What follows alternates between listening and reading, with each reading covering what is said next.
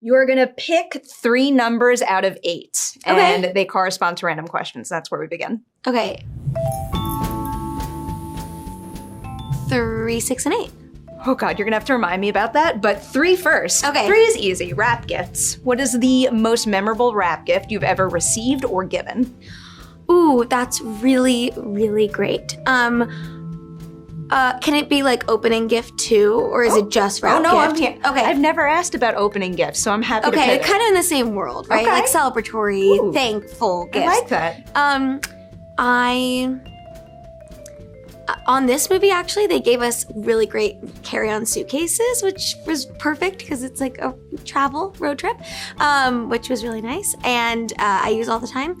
And they also gave us stickers to put on them. So I have like an Alice sticker, the dog in the movie, and then we have the car, and so that was really fun. How are they not giving out Alice stickers at this junket right now? We're gonna make it happen. I am Alice's biggest fan. She's an icon. And Ricky, the dog that played her, also Ricky. an icon. But a gift I'd given, my character in Hello Dolly had my opening monologue was all about cherries and feathers. So I gave everyone white baseball hats with cherries on them, and people still text me 6-7 years later wearing their hats. So I feel like that was a solid one. That. That's one to be proud of. I can't believe I remember this. You said 3, 6, and 8. So 6 is wall dildo, simply because I just wanted to say wall dildo because I have an excuse. What is something you have hanging up in your home that might be seemingly random to someone else, but you love it? Well, I don't know if it would be considered random or just maybe. I'm not someone that likes to hang like memorabilia or anything in my house because that feels, I don't know, just like a different side of myself that I don't need to confront every day. But my wife and I have a clapperboard, very, very small one, in our home because we met doing a movie called How to Build a Girl. And so we felt that we had to hang that, and we got to keep a small one. And so we have that. That's a beautiful answer. Yeah. I love that so much. Also, it's our job as the fans to hang all the memorabilia from your movies. My walls are just like peppered with props from movies that I love. That's fun. But like, who has, I don't know, like a thing of cigarettes hanging on the wall? I do. Fun. Yeah, really. All right, your last one was 8. Yes. It is, would you rather? Would you rather have to fake sneeze or fake vomit in a scene? Oh, that is so hard. I do think that's a great question because I think that like human visceral body things are kind of the hardest things to act. I'm allergic to everything, so I feel like I could make myself sneeze if I just interacted with something. And I don't like vomit, so vomit. That's so true, actually. I feel like all I would need is like a cat on set, and then I would sneeze. I'm the most allergic to cats person you will ever meet. We could have a whole podcast about that. I mean, I literally could. I carry an EpiPen for cats. Don't come close to me. I have a cat and I'm allergic to the cat. That's a choice. But I don't need that. We're not gonna hug. I just need eye drops. Yeah, I'm allergic to everything, so I could make that happen. I am allergic to most things as well. One follow-up to that, because you brought up how sometimes it could be difficult to recreate those types of things. What is the most like a basic everyday thing that is toughest to recreate on camera in a scene? Like things like waking up, fake driving. Driving can be difficult because you have to like get the balance. I was lucky I didn't have to drive in Drive Away Dolls, but the girls did. I feel sometimes like being in pain. Like, you know when you stub your toe, that is such a specific like force that goes through your body. Things like that are like really human are kind of hard to recreate without doing them. What's up, everyone? Welcome back for a brand new edition of Collider Ladies Night with one of my favorites, Beanie Feldstein. You're one of my favorites. Congratulations on Drive Away Dolls. Thank you. I was so excited to talk to you again. I feel like you were a big part of our Booksmart journey, so that's really nice to see you. What is the movie you saw, performance you saw, personal experience you had, you name it, that first made you say to yourself, I have to be an actor? Oh gosh, I honestly can't even remember the very first one. I grew up obsessed with movie musicals, but the one that comes to mind is the most formative, which we maybe have talked about before, is Bridesmaids. I think it was the first time that I had really taken in the nuance and complexity of how often in comedies, especially when I was growing up, the women roles were like nagging wife or like daughter, that's angsty daughter, or they didn't have their own kind of comedic style or enough time to like develop it. And those women changed my life with that movie. I can't even pick a performance. It's like too hard to pick between them. Just because I'm always thinking about Booksmart and now this too, like you're going to have that effect on a whole nother generation who believes this kind of stuff is possible because what you do in these movies. Oh, that makes me want to cry. I saw Bridesmaids the last month of my senior year of high school, so I felt like it just kind of, it was that moment in that time that we go into in Booksmart, you know, that like final chapter of high school, that Bridesmaids defined that for me. But yeah, I mean, Kaitlyn and I get too emotional thinking about people watching it at sleepovers, and then we just start crying. Oh God, I love that so much. And I know it's true. I know that's happening. Okay, so you decide you want to become an actor. I have two questions about kind of getting started in this industry, both from a craft perspective and then a business one too. So craft first. Okay. It's one thing to say to yourself, like, I want to be a professional actor. It's another to really believe that you can do it. So do you remember one of the first times when, you know, something just clicked on set and felt so right while you're acting and you were able to say to yourself, like, I have confidence in my craft and this is where I should be? My senior year of college, I went to Wesleyan University in Connecticut, the birthplace of Hamilton, and the musical, by the way, not the person. And my senior year, I did not study theater in college. I have a BA in sociology, but I really wanted to be an actor. And so my senior year, everyone else was going to like job interviews or studying for the MCAT or whatever. And I was like, okay, I can try my hand back at auditioning because I really think I want to be an actor. Simultaneously, I was auditioning at Wesleyan sometimes for like school shows and stuff like that. And I auditioned for the school musical and I didn't get a part, which was correct, but I didn't get in. And I found out on the way to an audition for one line on Orange is the New Black. And Jen Houston, who's a legendary casting director, I had been in front of her before, and I said to myself before I walked in, I was like, it's one line. I was like, I can do this. And I think not getting the part at school like really energized me kind of in a Sukie way in my character of like, this kind of like angrier side of myself. And I was like, I'm going to do this. And I like walked into Jen and I just did the best I could. And then I ended up getting it. And so that was kind of the moment in like the real professional side where I was like, I just have to set my mind to it. And I know that I'm capable of this and I can do it. But moments on set, I think it has to be Lady Bird. I mean, Lady Bird just like changed my whole life and career, and Greta's belief in all of us was palpable and delicious and like the most meaningful feeling. And so I feel like just that whole experience. My head is exploding with follow-up questions. I'm going to try to remember them all. Because you brought up the casting director from Orange is the New Black, and because I have the idea that we're finally going to get a casting award at the Oscars, I'm just beyond thrilled about that. Same. Can you name something that you really appreciate in a casting director you've worked with, where something about the way that they structure that setting helped you deliver your best work in an audition? Yes, and it's my audition for Lady Bird, so it all comes back. But I auditioned for Lady Bird in New York, and it was the amazing team that cast for the Public Theater in partnership with Allison Jones, who's like a legendary casting director. And so they were casting East Coast, she was casting West Coast.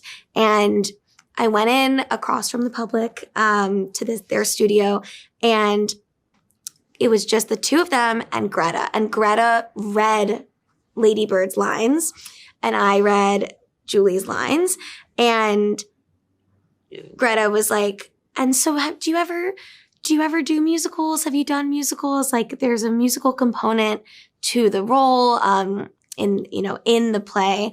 There's a play within the movie. And I was kind of nervous and shy, and it was Greta Gerwig, and I was like, and kind of stumbled.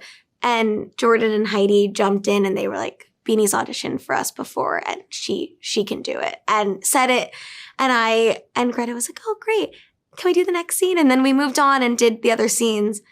And I remember just thinking like, all I need to do is listen to Greta and she'll set the tone of what she wants me to do.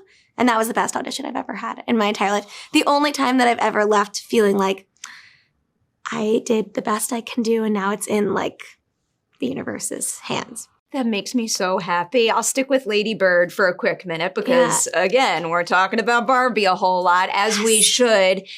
That was a big first for Greta. Is there anything you saw her do on that set as an actress, director, and a leader that signaled to you, like, this is only just the beginning for you? You are going to go above and beyond in this business? Everything. Everything. Like, I don't even know how much time do we have. Lucas, I remember Lucas had just looking at me when we were filming, and he goes, we get to say we were in Greta's directorial debut, and we both just kind of sat with it. And we were so young, and like, I have chills even now thinking about it. She is a singular human being, and you know that when you meet her just as a person and when you get to know her and love her. But to witness her on set is to create an environment that no one else is capable of, and it was evident from our first day. I love thinking about that. I was telling Kaitlyn this about meeting her for the first time. She was one of my first junket interviews ever. No way. Ever at the Crosby Street Hotel for Which movie? House of the Devil. Oh my God. That's so funny. I will cherish that memory forever. And I do feel like those beginning experiences are the perfect way to like set a positive tone that, you know, could make you want to stick on a path. And I'm still here. Yeah, you're still here and you're amazing at what you do. And Greta is like the end all. Seriously. Could not agree with that more. From one title I love to another, you know, I have to find an excuse to bring up Booksmart. And I love asking about kind of like breaking out in this business. You could swap in another title if this one doesn't apply, but I always like asking about it because I feel like from the outsider perspective, it could be very different from what the person experiencing the breakout is really going through. So can you give me a misconception about having a breakout movie in Hollywood, but then also something that did change for the better because of how well Booksmart was received? I think, well, just speaking to questions we've gotten today for Drive Away Dolls, like people keep saying, what drew you guys to this role when it was pitched to you? And we're like, we all had to audition and we were fighting like hell to be in this movie. So I think also maybe a misconception is that people don't like auditioning. But most of the actors I know, and I can just speak for myself, when you audition and then you are lucky enough to get the role, there's a comfort in that because they know what you're going to do. They're not just projecting what you're going to do. And so maybe that's a misconception. Does that answer the question? It does. Someone once also said to me about auditions, like there's often no point in getting bummed about it because it's not like the experience and the lessons learned just vanish. Like even if you don't book the role, the experience of acting in that audition carries on to your next thing. You get to act. That's like a great thing. But also for me, I always try to think like it's the best day of someone else's life. So I think that's a nice way to put it. What a nice thing to think about. I love that. Wait, so now I need the other half of my question there. What is something specifically about Booksmart that changed for the better for you because of how well that movie was received? Oh, because of the movie's reception, I was going to say sisterhood, like life-changing sisterhood in all three of the women that made the movie. I mean, Katie Silberman's daughter was my flower girl, and Kaitlyn was my bridesmaid, and just family. But I don't know. It feels so weird to answer that question, but I hope more comedies for women, and I get to be in one right now on Drive Away Dolls. So that's just showing people we can always do it. You know, what you just brought up is making me think of something else because you've always surrounded yourself with good friends who are also collaborators in this business. And I think one of the most important things anyone can find here is someone that is like a long-lasting creative partner. So for someone newer in the business who wants to find their people, what would you recommend they do to find their people? Well, I was pretty lucky in that I went to literal high school with a lot of my people. But I do think like I'm in this industry to create community and to collaborate. And what I love about being on a set is that like you literally cannot do it by yourself. And any actor who thinks that that's why people are there is kind of a rude guy, in my opinion.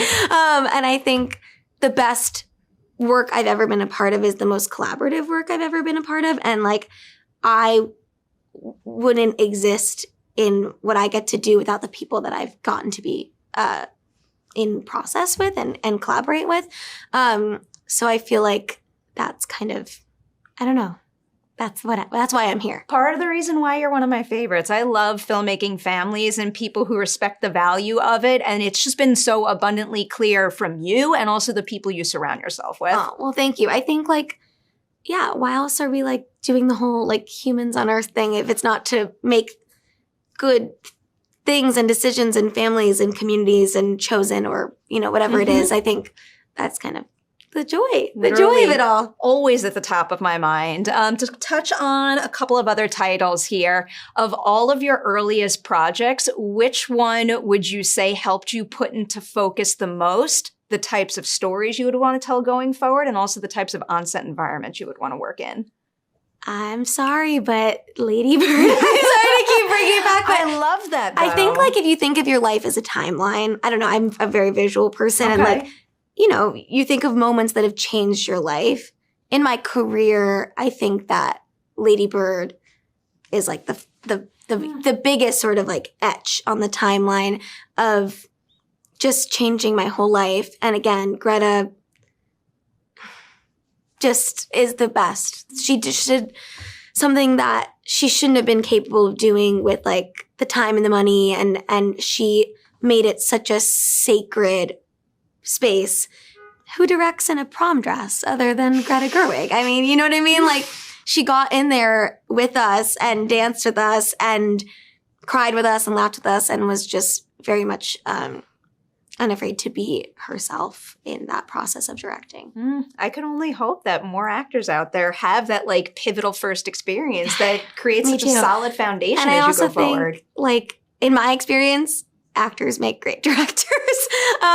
I feel very lucky to have gotten to be a part of a lot of those projects. I don't want to put you on the spot with this follow-up, but is that of interest to you? One day, you know, I think one day. Okay, yeah. I'll take that. I'll take that. Keep the I love doors developing open. and I love producing. I got to produce Impeachment and be one of the producers on that, which was such a its own life-changing experience. And I love being on that side of it. So yeah, never say never. I'm rooting for it. More of it, please. Here's a really big question, but again, to try to highlight more titles here. Of all of the actors you've ever worked with, can you name someone with a very similar process to your own, where the second you met, you were immediately in sync? But then I also want the opposite. Someone who challenged you to adapt and try something new and for the better. Okay, I know the adapting because she and I laugh about this all the time, which is Sarah Catherine Paulson.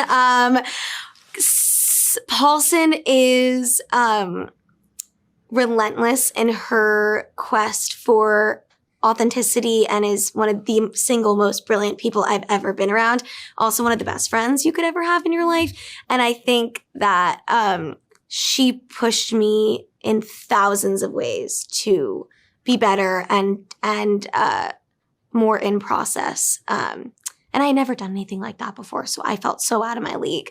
And to have her sort of by my side, even though the characters are not by each other's sides, and to witness her process was like so different from my own, but so incredible.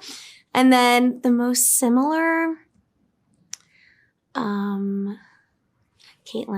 Oh, yeah. that makes I mean, sense. from the moment we met, it was just like two halves of a whole. So What a beautiful way to describe it. Both favorite past ladies' night guests, too. Oh, exceptional. The best. I'm taking Mama Nems to see Sarah's show tonight, too. I'm very excited. Okay, we can talk about it on camera, but you're going to lose your mind. Cannot wait. Yeah. Cannot wait. A broader question to start to teeter into Driveway Dolls a little, because I watch a movie like this and I'm like, you just have to be like a really fearless performer to be able to bring a vision like this to screen. So can you recall like one of the first times you felt inspired to take a risk, whether it was because you saw someone else you admired do it or you tried yourself and it worked out? That's a great question. Yeah, the character is so unapologetically abrasive and fearless, which definitely 100% came from the way it was written on the page. Like Ethan and Trish just etched this fully realized amazing human being that I got to inhabit in this movie. But I think my mom, honestly, is that allowed to be an answer? I'll take that answer. My mom is the most unapologetic queen you will ever meet. She's magical, and she's also, am I allowed to say batshit? Oh, yeah. Okay. Oh, no. We curse on ladies' night. It's fine.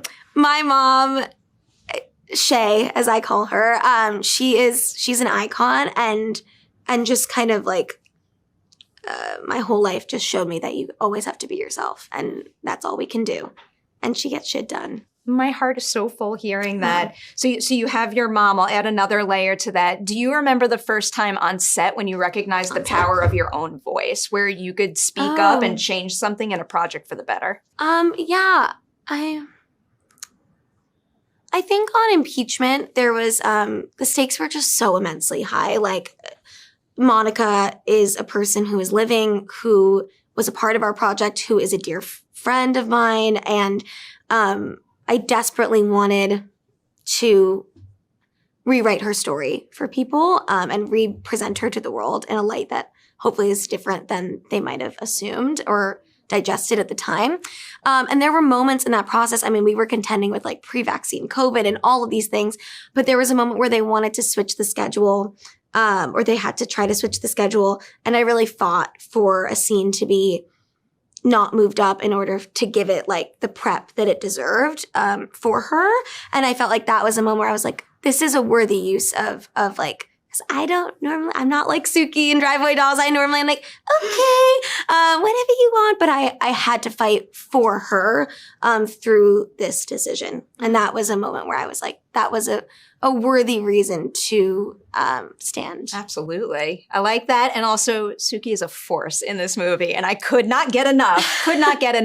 You also do one of the things that impresses me most when someone has a supporting role in a movie. Even though you have less screen time, you still make her feel whole and like she's driven by history, which is quite the accomplishment. I know you said she was a very well-drawn character, but is there any work you did on your own that maybe we don't see or hear about directly in the movie, but we could feel informing your performance? Oh, well, that's very kind. I mean, when you're directed by one of the most incredible bucket list, life-changing people to work with, and then that person is working with their own partner, both in life and creativity, in Tricia Cooke, like the combination of Ethan and Tricia is setting a scene where you can feel so supremely comfortable to go for it, which is the gift of all gifts.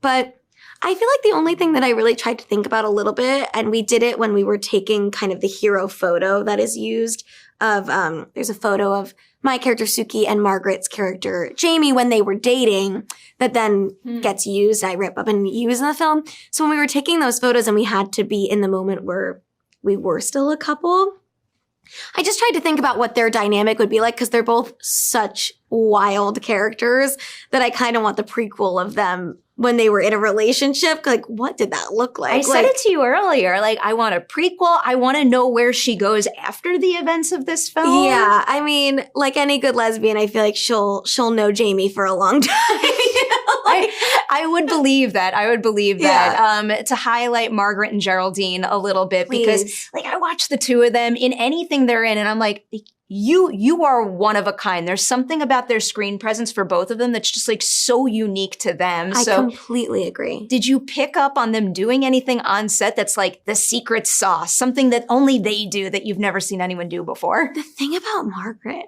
and you can feel it in her performances, whether they're super dramatic or comedic, she is a live wire. There is no one more visceral and present. I mean, even when I watch her talk, like today, like she's the way she moves in her body, and she's just so present in the moment, in the character, and fearless in that presentness, if that makes sense. That is so brilliant. And I feel like Geraldine was doing something I had never seen from her before. I think all of us are really playing against type here, which is so fun. But Geraldine can make, the phone book funny, and it's just about what side of that comedic lens she's asked to portray, and watching her just sort of 180 from, I know her more in those kind of like bigger, wackier characters, and to sort of 180 into the like buttoned up, zipped up ride of Marian kind of loosening up was thrilling to watch. They're so brilliant, and I feel really lucky to get to support their triumphant performances in the movie. It's not an easy relationship to calibrate either, and they do it so well together. Right. Like, I love the fact that like they inspire change in each other, but without insisting they change who they are. Yeah. Which is not something we see on screen very often. I have to wind down with you, and I've gotten in the habit of always ending on this question. I warn everyone because no one likes this question, but I do think it's an important thing to think about. Okay. In this industry, we give each other awards. Very cool, very important. No one says good job to themselves nearly enough. Can you tell me something you did on a past project that you know you could look back on and say to yourself, damn, I'm proud of what I did there? Oh my God. That's the reaction I'm used to. That is so hard. All I want to do is like throw it back to you or like throw it to someone else in the room. People have done it, and I'm glad people have done it because I've gotten better at it because I asked this question. Oh, it's a beautiful thing. It's a beautiful thing. I think no matter what situation I'm put in, whether it's personal, familial, friendship, or very much so at work, I try with all that I can. I always try. I don't always succeed. You can't always succeed in this life, but I always try. And that's a quality that I respect in myself. That's such a beautiful answer. I have not heard someone say, what have other people said? I love that because like I feel like that's how I operate too. Yeah, and that's it's not why like I've always- it's like as long as you try and you try with like your whole heart, it's perfectly fine to succeed or fail. I completely agree. Excellent answer. Great way to end this ladies' night. Beanie, congratulations on Driveway Dolls. Everything you've accomplished and everything I know that's coming your way in the future. Oh, you are welcome thank back to ladies' night anytime. I love ladies' night. And thank you for having me. And you are one of the best in the biz. So I'm really happy to see you.